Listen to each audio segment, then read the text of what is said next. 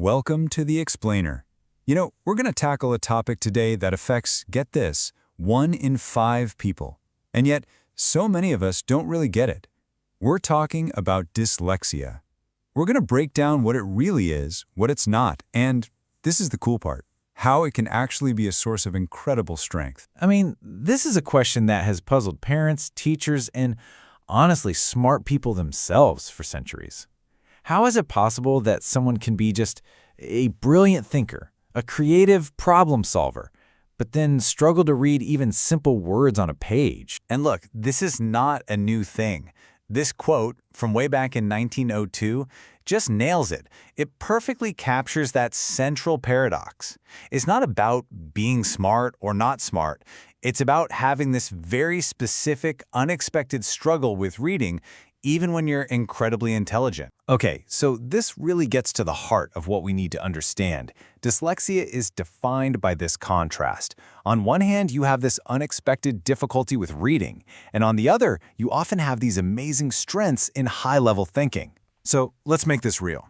Think about a kid like Alex. He's super bright. His ability to reason things out, it's off the charts. But he's terrified of reading out loud in class because he just can't sound out words that seem easy for everyone else. And you know what? This story is so common. And this paradox, it doesn't just go away when you grow up. No way. You've got highly successful adults, like this doctor, who live this every single day. Yeah, their reading might be slow, it might take a lot of effort, but their ability to pull together different ideas, to see the big picture, to solve really tough problems, it's absolutely exceptional. All right, so if it's not about how smart you are, what is actually going on here? What's the real, scientific reason for this reading struggle? Okay, first things first, let's bust the biggest myth out there. It is not about seeing letters or words backward. It's not a vision problem at all. The real issue is linguistic. It all comes from the language processing centers of the brain. And science has gotten so good, we can now pinpoint the problem with amazing accuracy. It's in a very specific part of the brain's language system. It's called the phonologic module, and its whole job is to process the sounds of our language. So the whole issue really boils down to these tiny units of sound called phonemes. To read, right, your brain has to take the letters on the page and connect them to those sounds. But for someone with dyslexia, processing those phonemes, hearing them, pulling them apart, putting them together, that's where the real struggle is. And what's really incredible is that thanks to technology like fMRI, functional MRI, we don't have to guess anymore. We can literally look inside a brain and watch what's happening when a person with dyslexia starts to read. And you know what the research shows? It is crystal clear. Dr. Sally Shaywitz, who's the expert behind our source material, found there's a specific neural signature for dyslexia. It proves that a dyslexic brain isn't broken or damaged. It's just wired differently for the task of reading. So here's what that difference looks like in action. For a typical reader, the brain lights up these fast, super efficient pathways in the back of the brain. It's almost automatic. But a dyslexic brain, it compensates. It builds these alternate routes, mostly in the front of the brain. Now, these routes get the job done for sure, but they are so much slower and they take so much more effort. And that is why reading can be completely exhausting. Okay, so here's the most important part. We know the brain is plastic, right? It can change. So can we actually help it build those better, more efficient pathways for reading? The answer is a huge, resounding yes. Decades of research have shown us that the right kind of teaching makes all the difference in the world.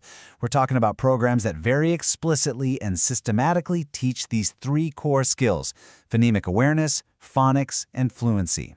It's been proven that this kind of instruction can literally rewire the brain and help anyone become a capable reader. But while that instruction is building up the core reading skills, something else is just as critical. We're talking about accommodations.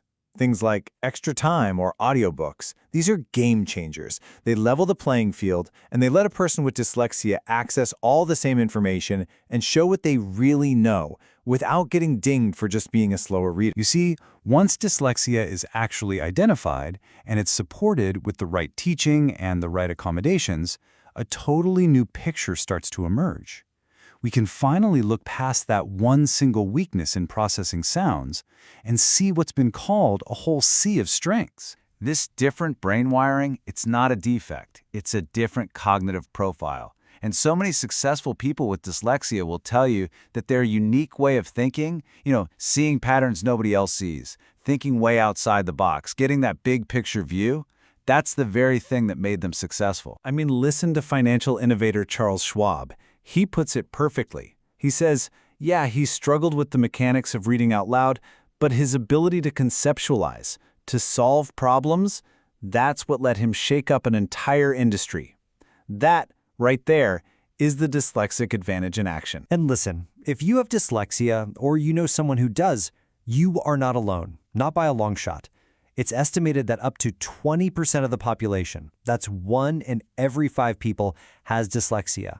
We are talking about millions upon millions of creative, innovative, and brilliant minds. So let's end with this. Let's reframe this whole conversation.